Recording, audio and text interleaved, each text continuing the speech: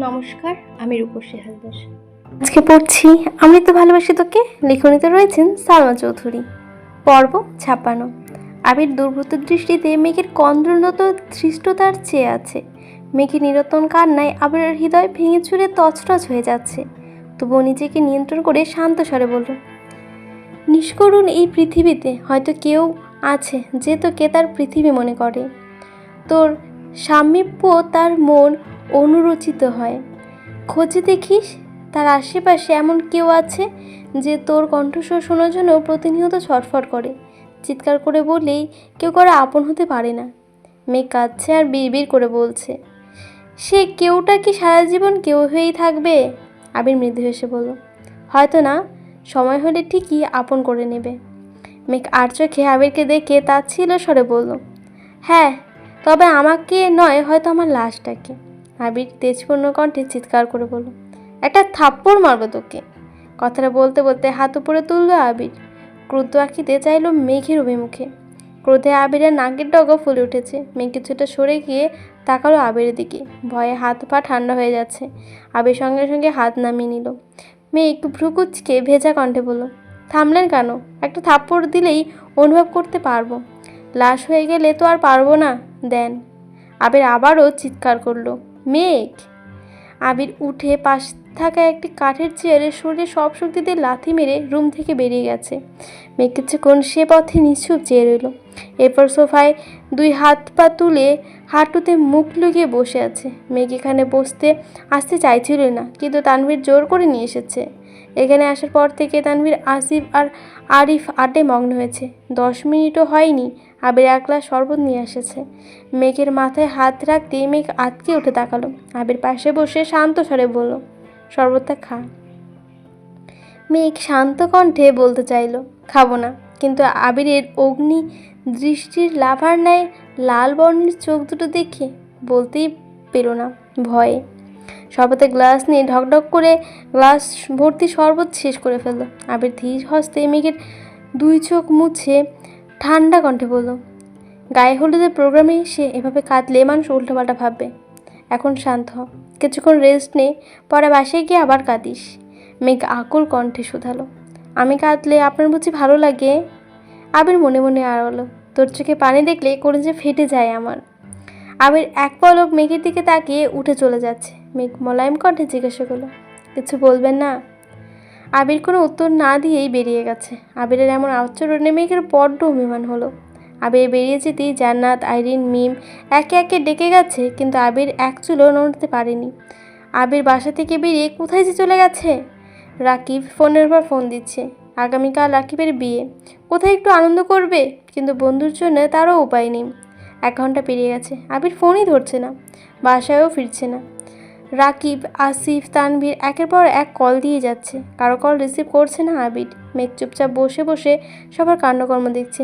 মনের ভেতর ভয় হচ্ছে ঠিকই, কিন্তু সে কল দেবে না বলেই জেদ ধরে বসে আছে। প্রায় 1.5 ঘন্টা পর আবির বৃষ্টিতে অর্ধেক ভিজে বাসায় এসেছে। আবিরকে দেখে রাকিব হুঙ্কার দিয়ে উঠল, কোথায় গিয়েছিলি তুই? তোর গেস্টদের সাথে দেখা করতে। ফোন ধরে বলা যেত না তোর যন্ত্রণায় কি বিয়েটাও করতে পারবো না? আবির মনে নেশে বলল, সরি। রাকিব এবার গলা নিচু করে জিজ্ঞাসা করলো, কি হয়েছে তোর আবির? আরে কিচ্ছু হয়নি। আবির রুমে ঢুকে মেঘের দিকে এক পলক তাকালো। আবিরকে রুমে ঢুকতে দেখেই মেঘ পা নামিয়ে স্বাভাবিক হয়ে বসেছে। আবির একটা চেয়ার টেনে এক পাশে এসে বসেছে। আইরিন তাড়াতাড়ি করে একটা টাওয়াল নিয়ে এসেছে। আবির অর্ধেক শরীর ভেজা। আইরিন স্বাভাবিক স্বরে বলল, নাও মাথাটা মোছো, আমি আসি ভাইয়ার একটা শার্ট নিয়ে আসছি। আবির গম্ভীর কণ্ঠে বলল, টাবেল? শার্ট কিছুই লাগবে না আমার। আইরিন ভ্রুকুচকে ভারী কণ্ঠে বলল, এমনিতেই ভিজে এসেছো, আবার মাথা মুছছো না, পরে যদি সর্দি লেগে যাবে। আবির ভাবুক স্বরে বলল, তারপর কি নিউমোনিয়া আক্রান্ত হয়ে মরে যাব? আইরিন কপট রাগ দেখিয়ে বলল, বাজে কথা বলছো কেন, নাও মাথা মুছো। আবির ভারী কণ্ঠে বলল, মরে গেলে মাথা মুছে কী করব, নিয়ে যা টাওয়েল। মেঘ তড়িৎ বেগে বসা থেকে উঠে এসে আইরিনের থেকে টাওয়ালটা শক্ত করে নিয়ে ভারী কণ্ঠে বলল, আইরিন একটা শার্ট নিয়ে এসো। আইরিন শার্ট আনতে চলে গেছে। মেঘ আবিরের চুল মুছতে মুছতে রাগী স্বরে বলল, আমি ওকে মরে যেতে বলিনি। এমন সময় রাকিব ওদের রুমে আসছে। এই দৃশ্য দেখে দুই হাতে মুখ লুকিয়ে ঠাট্টা স্বরে বলল, আমি মনে হয় ভুল করে রুমে চলে এসেছি, এখন কি করব? আবির তপ্ত স্বরে বলল, মাফ চা। মেঘ আবিরকে থামিয়ে স্বাভাবিক কণ্ঠে বলল, আপনি ঠিক রুমে এসেছেন, ভেতরে আসুন। রাকিব ঠাট্টার স্বরে আবারও বলল, বন্ধু আমার ভুল হয়ে গেছে, মাফ করে দিস। রাকিব বিড়বিড় করতে করতে রুমে আসলো। যেই জীবনে এমন যত্ন পেল না সেই জীবনের প্রতি ধিক্কার জানাই। মেঘ টাওয়াল সরিয়ে আবারও সোফায় গিয়ে বসলো। এই রুমে কোনো মানুষজন নেই। গায়ে হলুদের মঞ্চ ভেতরের দিকে একটা বড় রুম করা হয়েছে। আত্মীয় স্বজন এমনকি তানভীরাও মঞ্চের কাছে আড্ডা দিচ্ছে। মেঘের ভালো লাগছিল না বলে এই রুমে একা বসেছিল। মেঘের জন্য আবিরও এই রুমে এসেছে। রাকিব মঞ্চে যায়, আবার একটু পর পর আবির মেঘকে নিতে আসে। আইরিন আসিফের একটা শার্ট মেঘকে দিয়ে চলে গেছে। মেঘ শার্ট এগিয়ে দিয়ে স্বাভাবিক কণ্ঠে বলল, এটা পরে আসুন। শার্ট পরে কি হবে, মরে গেলে তো লাশই হয়ে যাব। মেঘ এবার অগ্নিদৃষ্টিতে তাকালো। মেঘের ইচ্ছে করছিল আবিরের মুখ চেপে ধরতে, কিন্তু পারল না। রাকিব রুম থেকে বেরিয়ে যেতে যেতে রাগী কণ্ঠে বলল, 5 মিনিটের মধ্যে তোদের নাটক শেষ করে যদি ভেতরে না আসিস তাহলে তোদের দুজনকে মেরে আমি কাল জেলে চলে যাব। মেঘ মৃদু হেসে বলল, তাহলে রিয়া আপু কী করবে? কি আর করবে, জেলখানার বাইরে বসে কাঁদবে। তোমরা তো আর কোনো কথাই রাখছো না, এছাড়া আর কোনো উপায়ও নেই। আবির গম্ভীর কণ্ঠে বলল, মুখটা বন্ধ করে যা, আমরা আসছি। আবির পাঞ্জাবি খুলে সেকেন্ডের মধ্যেই শার্ট পরে ফেলেছে। মেঘ আবিরের ভেজা পাঞ্জাবি হাতে নিয়ে কপাল গুটিয়ে প্রশ্ন করল, আপনি কোথায় গিয়েছিলেন? আর তো ভিজেছেন কীভাবে? আবির সরু নেত্রে তাকে মৃদু হেসে বলল, তোর না হওয়া শ্বশুর আর তার ছেলেকে দেখতে গিয়েছিলাম। আবির রুম থেকে বেরিয়ে আছে। মেঘ নিঃশব্দে হেসে প্রশ্ন করলো, পছন্দ হয়েছে? আবির ঘাড় ঘুরিয়ে চাপা স্বরে বলল, খুব। মেঘ মিটিমিটি হাসছে। এতক্ষণ যাবৎ মনের কোণে জমে থাকা অভিমানগুলো এই মুহূর্তে গায়েব হয়ে গেছে। বিকেলে মেহমান না আসার কারণটা মেঘ এখন খুব ভালোভাবে বুঝতে পেরেছে। চোখ মুখ মুছে ঠোঁটে প্রশান্তির হাসি নিয়ে মঞ্চে গেল। মেঘকে দেখে জিজ্ঞাসা করলো, মন ভালো হয়েছে তোমার? এখন কি ভালো লাগলো? মেঘ মিমের কানের কাছে বিড়বিড় করে বলল, আমাকে আজ যাদের দেখতে এসেছিল তারা আবির ভাইয়ের। মিম আতঙ্কিত কণ্ঠে শোধালো, কী করেছে? মেঘ কী স্বরে বলল, তেমন কিছু না, তুই বুঝবি না। মেঘকে হাসি খুশি দেখে সবাই স্বস্তি নিঃশ্বাস ফেলল। ফুপ্পি আগেও কয়েকবার মেঘের কাছে যেতে চেয়েছিল, কিন্তু জান্নাত যেতে দেয়নি, কারণ ফুপ্পি মেঘকে বোঝাতে গেলে দেখা যাবে দুজনে কেঁদে একাকার করে অবস্থা খারাপ করে ফেলেছে। ছেলের শ্বশুর বাড়িতে এসে শাশুড়ি কাঁদছে, বিষয়টা আত্মীয়রা ভালো চোখে নেবে না, তাই জান্নাত ওদেরকে মেঘের কাছে যেতেই দেয়নি। প্রায় 2 থেকে 3 ঘন্টা আগে গায়ে হলুদের প্রোগ্রাম চলছে। বাড়ির ঝুমঝুম করে বৃষ্টি পড়ছে আর সাথে বজ্রপাত। আলী আহমেদ খান আবিরকে কল দিয়েছেন। আবির রিসিভ করে বলল, হ্যাঁ আব্বু বলো, কি করছো? এখন যাব, খেয়ে বের হব। আলী আহমেদ খান ঠান্ডা কণ্ঠে বললেন, যদি থাকার সমস্যা না থাকে তাহলে আজ রাতটা ওইখানেই থাকো। দিনের অবস্থা খুব খারাপ, কোনো অঘটন ঘটে যায় বলা যায় না, আজ আসা দরকার নেই। আচ্ছা ঠিক আছে, আবির সবাইকে জানিয়ে দিয়েছে। গভীর রাতে সবাই একসঙ্গে খেতে বসেছে। মেঘ প্রচণ্ড মাথা ব্যথা করছে। সারাদিন যাবৎ কাঁদতে কাঁদতে এখন মাথার চোখ মিলতেই পারছে না, খেতেও ইচ্ছে করছে না। আবিরের জোড়াজুড়িতে কোনো রকম অল্প স্বল্প খাবার খেয়ে ওষুধ খেয়ে ঘুমিয়ে পড়েছে। মেঘ, মিম, আইরিন সবাই এক রুমে শুয়েছে। মাঝরাতে কারো কান্নার শব্দে হঠাৎই করেই মেঘের ঘুম ভেঙে গেল। একে অপরিচিত জায়গা, আশেপাশে সব অন্ধকার, কান্নার শব্দ ধীরে ধীরে বাড়ছে। মনে হচ্ছে ছেলে কাঁদছে।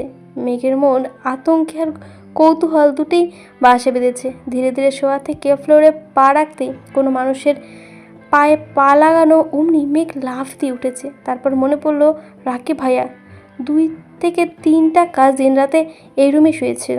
মেঘ ভয়ে ভয়ে রুম থেকে বের হলো। 2টো রুম বের হতেই একটা রুমে দেখলো যে আলো জ্বলছে, সোফার রুম, আর সেই রুম থেকে কান্নার শব্দ আসছে। মেঘ বুক ফুলিয়ে শ্বাস ছেড়ে নিজেকে ধাতস্থ করে পা বাড়ালো সেই রুমের উদ্দেশ্যে। যত এগিয়ে যাচ্ছে পুরুষালী কণ্ঠের কান্নার শব্দ তত তীব্র হচ্ছে। আশেপাশে 2-1জনের চাপা স্বর ভেসে আসছে। মেঘ রুমের আশেপাশে দাঁড়াতেই চমকে উঠল। ফুফি সোফায় বসে আছেন। আবির ফ্লোরে হাঁটু গেড়ে বসে ফুপির উড়ুতে মাথা রেখে হাউমাউ করে কাঁদছে। আবিরের আশেপাশে তানভীর, একপাশে আসিফ ফ্লোরে বসে আবিরকে শান্ত করার চেষ্টা করছে। ফুফির আবিরের মাথায় হাত বুলিয়ে দিচ্ছে আর আবির অঝরে কাঁদছে। জান্নাত আসিফের পাশে বসে সোফায় রয়েছে। হঠাৎ দরজায় মেঘকে দাঁড়ানো দেখে জান্নাত হিমশীতল কণ্ঠে ডাকলো, মেঘ, তুমি এখানে? মেঘের দৃষ্টি আবিরের পানে। মেঘের বুকের ভেতরটা ছলাৎ ছলাৎ করছে। আবির ভাইয়াকে এভাবে কাঁদতে দেখে কাদম্বিনীর দম বন্ধ হয়ে আসছে, হৃদস্পন্দন থেমে যাচ্ছে।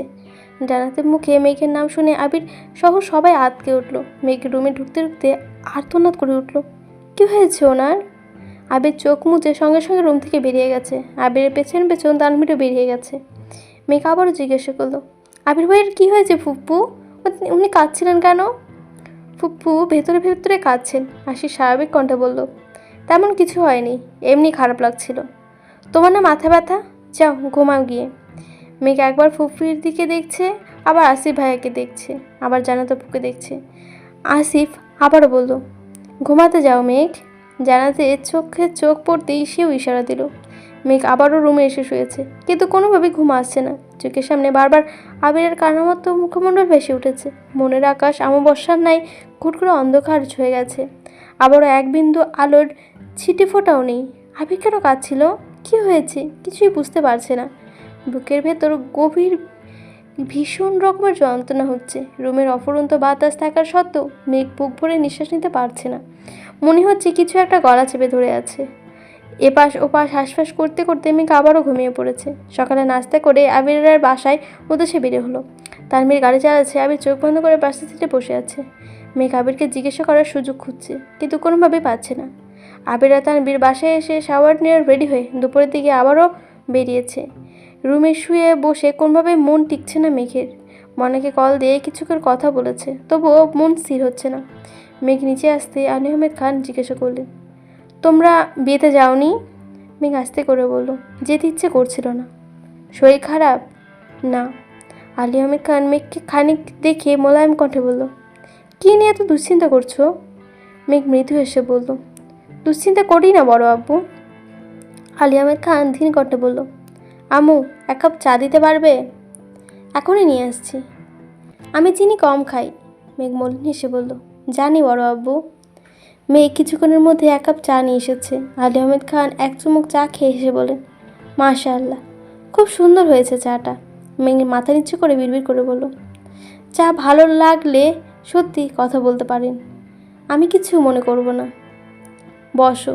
মেঘ চুপচাপ পাশের সোফায় মাথা নিচু করে বসে আছে। আলী আহমেদ খান ভারী কণ্ঠে বলে উঠলেন, শোনো, কোনো কিছু ভালো না লাগলেও আমি যেমন সরাসরি বলতে পারি, তেমন ভালো হলেও প্রশংসা করতেও পারি।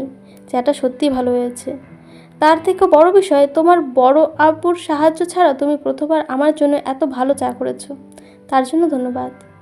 আপনাকেও ধন্যবাদ বড় আব্বু। আলী আহমেদ খান ধীর কণ্ঠে শুধালেন, আম্মু তোমার কি মন খারাপ? বড় আব্বুর ধীর কণ্ঠে বলা কথাতে মেঘের মন গলে গেল।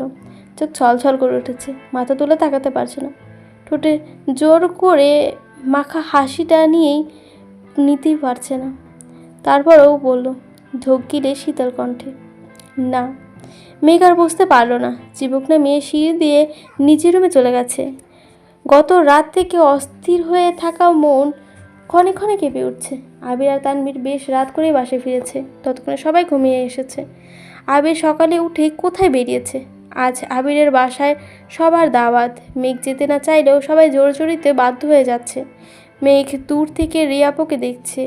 মেয়েটাকে জান্নাত আপুর বিয়েতে দেখেছিল, তখন যে রাকিব ভাইয়ার প্রেমিকা ছিল, আজ সে বউ বেশে বসে আছে। মেঘ মনে মনে আরোলা, পূর্ণতা পাওয়া ভালোবাসাগুলো একটু বেশিই সুন্দর। রাকিব ভাইয়ার 7 বছরের ভালোবাসা আজ পূর্ণতা পেয়েছে। কত ঝড় ঝাপটা পেরিয়ে ওনারা এক হতে পেরেছেন, এটা শুধু ওনারাই জানেন। আমি তো 1 বছরের পরিশ্রান্ত হয়ে গেছি। 7 বছরে ধৈর্য রাখা আমার পক্ষে অসম্ভব। রাকিব ভাইয়া আর রিয়া আপু, আপনাদের ভালোবাসা আজীবন বেঁচে থাকুক। হঠাৎ মেঘের নজর পড়ল রিয়ার হাতের ইশারায় মেঘকে কাছে ডাকছে। মেঘ সহসা এগিয়ে গেল। রিয়া বসা থেকে উঠে মেঘকে জড়িয়ে ধরল। আকস্মিক ঘটনায় মেঘ বেশ আশ্চর্য হলো। রিয়া শান্ত স্বরে বলল, আবির ভাইয়া হেল্প না করলে আমাদের বিয়েটা হতোই না। ভাইয়াকে অনেক ধন্যবাদ।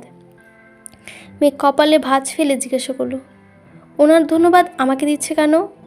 রিয়া মৃদু হেসে বলল, ওনাকে তো জড়িয়ে ধরতে পারবো না, তাই তোমাকেই জড়িয়ে ধরলাম। রিয়া অপ্রতিভ কণ্ঠে আবারও শুধালো, বাই দ্য ওয়ে, আবির ভাইকে জড়িয়ে ধরার অনুমতি কি তুমি কোনো মেয়েকে দেবে? মেঘ সঙ্গে সঙ্গে চোখ গোল করে তাকালো। বুকের ভেতরের ক্রোধটা দীর্ঘ নিঃশ্বাস হয়ে বেরিয়ে আসলো। ক্রোধিত স্বরে বলল, না। রিয়া মেঘের দুই গালে হাত রেখে মোলায়েম কণ্ঠে জানতে চাইল, আবির ভাইকে খুব ভালোবাসো তাই না? মেঘের বুকের ভেতরটা মোচড় দিয়ে উঠেছে, দুই চোখ ছলছল করছে। মেঘ সঙ্গে সঙ্গে চোখ নামিয়ে নিয়েছে। রিয়া ঠোঁটে হাসি রেখে বলল, এই মেঘ, একদম কাঁদবে না। তোমার আবির ভাই দেখতে আমার সর্বনাশ করে ফেলবে। কেন? রিয়া ঢোক গেলে নিজেকে সংযত করে বলল, ভাববে আমি তোমাকে বাজে কথা বলেছি। মেঘ হুট করে প্রশ্ন করে বসলো, আপু, আবির ভাইয়া কোথায় জানেন? ওনার কি হয়েছে বলতে পারবেন? কি হয়েছে ঠিক জানি না, তবে ওদের কথোপকথন শুনে মনে হয়েছে ভাইয়া কোনো বিষয় নিয়ে খুব বেশি ডিপ্রেসডে আছেন। কি বিষয় সেটা বলতে পারবো না গো। ওরা দুই বন্ধু এমন ধাতু দিয়ে তৈরি যা শেয়ার করবে না, তা পেটে বোম মারলেও বলবে না। তুমি সাবধানে থেকো আর ভাইয়ার যত্ন নিও, যদিও আমি জানি তুমি খুব কেয়ারিং। মেঘ কপাল গোটালো। এমন সবাই রাকিব এসে বলল, কি ব্যাপার, আমার অবর্তমানে আমাকে নিয়ে কিছু আলোচনা চলছে? রেয়া ঠাট্টা স্বরে বলল, আহা, আছে আমার সেলিব্রিটি গো, তাকে নিয়ে আমরা সবসময় আলোচনা করব। রাকিব সহসা বলল, আমাকে নিয়ে আলোচনা না করলে কি হবে? আমার বন্ধুকে নিয়ে ঠিকই আলোচনা করছো। বলো করনি? রিয়া ভেঙচি কেটে বলল, হ্যাঁ করেছি তো। আমার বন্ধু সেলিব্রিটি হলে তার বেস্ট ফ্রেন্ড হিসেবে আমিও সেলিব্রিটি। ও আচ্ছা, এই নিয়ম কবে থেকে চালু হলো? আজ, এই মুহূর্ত থেকে। মেঘ তাদের খুনসুটি দেখছে আর হাসছে। রাকিব হঠাৎই মেঘের দিকে তাকিয়ে বলল, এই মেঘ, তুমি তো কিছুই খেলে না, তাড়াতাড়ি খেয়ে নাও। আবির তোমার জন্য না খেয়ে ওপরে অপেক্ষা করছে। মেঘ উদ্বিগ্ন কণ্ঠে জিজ্ঞাসা করলো, আবির ভাই কখন এসেছেন? অনেকক্ষণ। মেঘ দ্রুত উপরে ছুটল। রিয়া রাকিবের দিকে তাকিয়ে প্রশ্ন করলো, তুমি না কিছুক্ষণ আগে বলে গেলে ভাইয়া আসেনি? আরে মাত্রই এসেছে। তাহলে মেঘকে অনেকক্ষণ বললে কেন? আবিরের প্রতি মেঘের এই উদ্গ্রীবটা দেখতে খুব ভালো লাগে। আবির বলতে এই মেয়েটা অজ্ঞান। রিয়া ফোঁস করে শ্বাস ছেড়ে গম্ভীর কণ্ঠে বলল, তোমরা দুই বন্ধু শুধু শুধু মেয়েটাকে কষ্ট দিতে পারো। মেয়েটা আবির ভাইয়ের জন্য এত পাগল, তারপরও ভাইয়া কিছু বলে না কেন? মেঘের 1 বছরের ভালোবাসা দেখি তুমি হতাশ, অথচ আবির কতগুলো বছর যাবৎ নিজের সাথে নিজেই লড়াই করছে, চলছে বেলার পর বেলা, শেষই হচ্ছে না। মেঘকে ছুটতে দেখে আবির কপাল গুটিয়ে ধীর কণ্ঠে জিজ্ঞাসা করল, এভাবে ছুটছিস কেন? আপনি কোথায় ছিলেন? একটু কাজ ছিল। খাসনি শুনলাম। কেন, খিদে পায়নি? না। আবির কপট দুষ্টুমির স্বরে বলল, পেটে 3 ভাগ যদি রাগ, জেদ আর অভিমান ভরে থাকে, বাকি 1 ভাগ তো পানিই থাকে, তাহলে আর খিদে লাগবে কেন?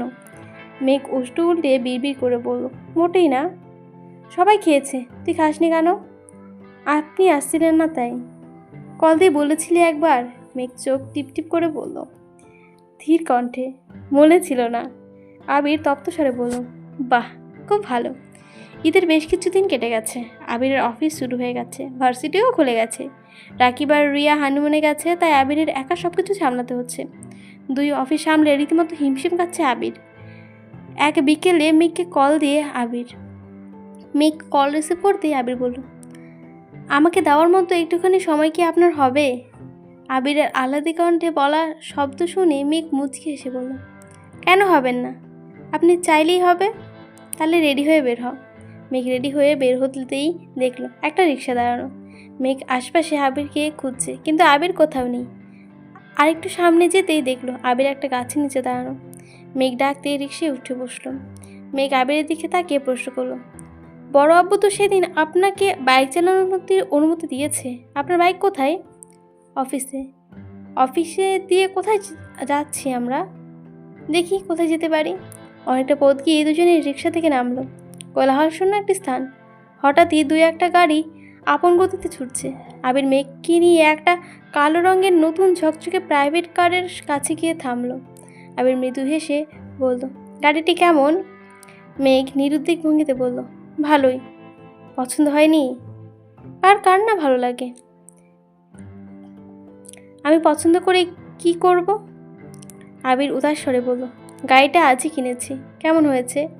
মেঘে ভাবলেশীন কথায়, আপনার সাথে ফাজলামি মানায় না। আবির ভ্রু কুটিয়ে বলল, আমি ফাজলামি করতে যাব কেন? সত্যি সত্যি আমার গাড়ি, এই যে চাবি। মেঘের অবিশ্বাস দৃষ্টিতে আবিরের হাতে থাকা চাবিটার দিকে তাকিয়ে রইল। ঢোক গিলে উষ্ণ স্বরে জানতে চাইল, আপনি গাড়ি কিনেছেন? জি ম্যাডাম। কিন্তু কেন? আবার ভারী কণ্ঠে বলল, গাড়ি পছন্দ হয়েছে কিনা সেটা বল। মেঘের গাড়ির দিকে মনোযোগ নেই, রাগী স্বরে বলল, গাড়ি আমি দুই চোখে সহ্য করতে পারি না। আবির মুচকি হাসলো। মেঘ উদিত কণ্ঠে জিজ্ঞাসা করলো, আপনার বাইক কোথায়? অফিসে। কেন?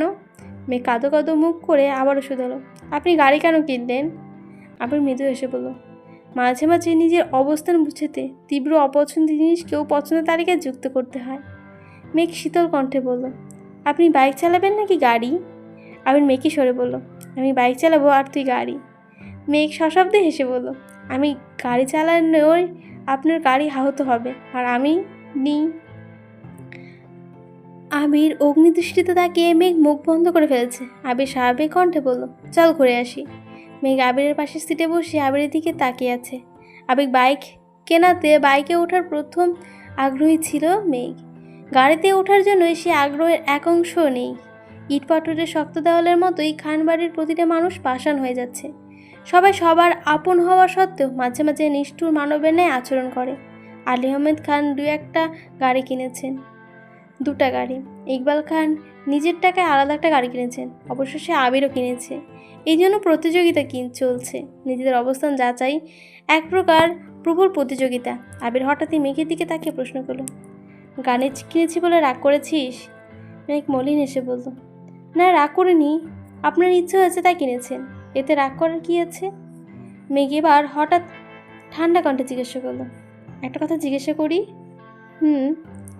রাকিব ভাইয়ার গায়ের হলুদের রাতে আপনি কাঁদছিলেন কেন? বেশ কিছুক্ষণ সময় নিশ্চুপ থেকে আবির তপ্ত স্বরে বলল, নিজের করা ভ্রান্তিগুলো অতর্কিতে বুকের ভেতর প্রদীপের আগুনের উত্তাপ সৃষ্টি করলে সহস্রবার চেষ্টার পরও নিজেকে অবিচল রাখা যায় না। মেয়ে কিছুই বুঝতে পারলো কিনা কে জানে, পরিত্যক্তিতে কিছু বলতেও পারলো না। ঘণ্টাখানে মেঘকে নিয়ে ঘুরে অবশেষে রাস্তায় একপাশে গাড়ি থামালো আবির। আশেপাশে অনেক মানুষ। মেঘ আবিরের দিকে তাকিয়ে প্রশ্ন করল, আমরা এখানে কেন এসেছি? এমন সময় মিরহাজ আর তামিম এগিয়ে এসেছে। ওদের দিকে মেঘ গম্ভীর স্বরে বলল, আমি এখানে থাকবো না। আবির মেঘের হাত ধরে আটকে দিল। মিরহাজ আর তামিম এগিয়ে এসে কোমল কণ্ঠে বলল, সরি ভাইয়া। আবির মৃদু হেসে দুজনের সাথে হ্যাংশিক করতে করতে বলল, কোনো ব্যাপার না। মেঘ কটমট করছে। আবির এত স্বাভাবিকভাবে কথা বলছে দেখে মেঘের আরও বেশি রাগ হচ্ছে। মিরহাজ আর তামিম আবিরের সাথে টুকটাকি কথা বলছে আর মেঘ ভেতরে ভেতরে ফুঁসছে। হঠাৎ কেউ একজন পেছন থেকে মেঘের চোখে মেঘের চোখ হাত দিয়ে আটকে রেখেছে। মেঘ বোঝার চেষ্টা করলো। আর মনে বলল, বন্যার চোখ ছেড়ে দিয়ে সামনে এসে বলল, হ্যাঁ বেবি। পেছন থেকে মিষ্টিরাও বেরিয়ে এসেছে। সবাইকে দেখে মেঘের মন আরও খারাপ হয়ে গেছে। আবির স্বাভাবিক কণ্ঠে বলল, মেঘ, যা হয়েছে সব ভুলে যা। একটা সময় পর পরিবার থেকেও বন্ধুরা আপন হয়। তুই এখন সেই সময়ে আছিস, সামান্য বিষয় নিয়ে রাগ করে থাকিস না প্লিজ। মেঘ রাগে ফোঁস করে উঠল, বলল, এটাও সামান্য বিষয় ছিল না, আর আমরা কোনো বন্ধুর প্রয়োজন নেই। আবির শান্ত স্বরে বলল, প্লিজ মেঘ, এত রাগ করে থাকিস না। মিষ্টি, মিরহাজ, তামিম কানে ধরে সরি বলছে। মেঘ তবুও মুখ ফুলিয়ে রেখেছে। মেঘ রাগে কটমট করে বলল, আপনি বাসায় না গেলে আমি একাই চলে যাব।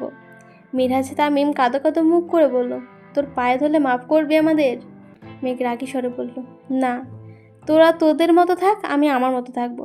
আবির মেঘকে নিজের দিকে ঘুরিয়ে মোলায়েম কথা বলল, আমি চাই না আমার কারণে তুই তোর বন্ধুদের সাথে এমনভাবে সময় নষ্ট করস। এটা শুধুই একটা অ্যাক্সিডেন্ট ছিল, আর কিছুই না। ওখানে কারো দায়ী ছিল না। বোঝার চেষ্টা কর, তুই নিজেকে আর কষ্ট দিস না প্লিজ। আমি পারবো না, আমি ভুল করেছি, আমি আমার ভুলের শাস্তি হিসেবে নিজেকে একা করেছি, আমি একাই থাকবো। আবির ঠান্ডা কণ্ঠে বলল, আমার কথা মানবি না? মেঘ এবার থামলো, চোখ ছোট করে আবিরের দিকে তাকিয়ে রাগী স্বরে বলল, আপনি ওদের সাথে মিশার জন্য তো জোর করছেন কেন? আবির মলিন হেসে বলল, জানি না, কিন্তু আমি চাই তুই ওদের সাথে আগের মতোই চলাফেরা কর। তুই আমার কথা মানবি কি না বল। মেঘ কিছুক্ষণ চুপ থেকে গম্ভীর স্বরে বলল, আমি ওদের সাথে কথা বললে আপনি যদি খুশি হন তাহলে আমি কথা বলবো। ধন্যবাদ। আবির সবার থেকে বিদায় নিয়ে চলে গেছে। আড্ডা দেওয়া শেষ হলে নিতে আসবে। মেয়েরা কিছু দূর এগিয়ে গায় শান্তশিষ্ট জায়গা দেখে বসলো। মিষ্টি উদ্গ্রীব হয়ে বলল, সরি মেঘ, আমাদের করা দুষ্টুমিতে এত বড় বাস খাবো ভাবতেই পারিনি, প্লিজ মাফ করে দে। তামিম গম্ভীর কণ্ঠে বলল, আসলে আমাদের জায়গা থেকে যেটাকে ঠিক মনে হয়েছে আমরা সেটাই করেছি, কিন্তু আমাদের করা কাজটা যে ভুল ছিল সেটা বুঝতেই পারিনি। বন্যা কণ্ঠে গম্ভীর্য নিয়ে বলল, আমি বহুবার তোদের সাবধান করেছি, তোরা আমার কথায় পাত্তাই দিসনি। তোদের জন্য তানভীর ভাইয়ের কাছে আমি কত যে বকা খেতে হয়েছে আমাকে, এর দায় কে নেবে? মিনহাজ গলা খাকার দিয়ে বলল, আসলে আমাদের সেদিন তোর কথা শোনা উচিত ছিল, একমাত্র তুইই ঠিক ছিলি। মিষ্টি বলে উঠল, বন্যা, মেঘের ব্যাপারে বরাবরই ঠিকই থাকে, আমরাই বারবার ভুল প্রমাণিত হই। আসলে আমরা মেঘের সত্যিকারের বন্ধু না। ডিপার্টমেন্টে পরিচয়, হয়তো 4 থেকে 5 বছরে একসঙ্গে পড়বো, তারপর যে যার মতো সব ভুলে চলে যাব। কিন্তু বন্যা, সে কিন্তু সেই স্কুল জীবন থেকে মেঘের সাথে আছে। মেঘ কেমন, ওর ইচ্ছে পছন্দ অপছন্দ সব কিছু বন্যা সবচেয়ে বেশি জানে। অথচ আমরা বন্যার কথা না শুনেই নিজেরাই মায়া দেখিয়ে উল্টো বিপদে ফেললাম। তামিম গম্ভীর কণ্ঠে বলল, সত্যি বন্যার মতো পাওয়া বান্ধবী ভাগ্যের বিষয়। মেঘ বলল, সেই ঘটনার পর আমিও বুঝেছি বন্যা ছাড়া আমার কোনো বন্ধুই নেই যে সত্যি আমার ভালো চায়। বৃষ্টি খানিক থেমে আবার বলল, এই বন্যা, মেঘ তো তোর বেস্ট ফ্রেন্ড তাই না? একমাত্র বেস্ট ফ্রেন্ড। ছোটো থেকে অনেক বান্ধবী হারিয়েছি, কিন্তু বন্যা সবসময় আমার পাশে ছিল, এখনও আছে। আল্লাহ বোধ হয় চায় আমরা সবসময় একসাথেই থাকি। বন্যা হেসে বলল, হ্যাঁ, এই জন্যই তো দুজন একই সাবজেক্টে চান্স পেয়েছি। মিষ্টি মেঘের দিকে তাকে ধীর কণ্ঠে বলল, মেঘ, তুই চাইলে তোদের সম্পর্কটা সারা জীবন এমনভাবেই থাকতে পারবি। কিভাবে? মিষ্টি মোলায়েম কণ্ঠে বলল, বন্যাকে তানভীর ভাইয়ের সাথে বিয়ে দিয়ে দিলে বন্যা তোর ভাবি হয়ে যাবে, তাহলে তোদের সম্পর্ক আজীবন এমনই থাকবে ইনশাল্লাহ। মেঘ চেঁচিয়ে উঠল, জীবনও না, পাগলের মতো কথা বলিস না। মিজ কিছুক্ষণ চুপ থেকে হঠাৎ বলল, সত্যিই তো, আমি এটা কোনোদিনও ভাবিনি। কেন? মেঘ বন্যার দিকে তাকিয়ে মুচকি হেসে বলল, বেবি, তুমি কি আমার বন্যা মেঘের মুখ চেপে ধরে রাগী স্বরে বলল, আপনি যাকে অফারটা দিচ্ছেন সে আপাতত তার ছিঁড়া অফার শোনার জন্য একদম প্রস্তুতি নয়। সরি। খবর এখানে শেষ হয়ে গেছে। কেমন হয়েছে অবশ্যই জানাবেন। ভালো লাগলে অবশ্যই লাইক কমেন্ট এবং সাবস্ক্রাইব করে দেবেন। আজকে ধন্যবাদ।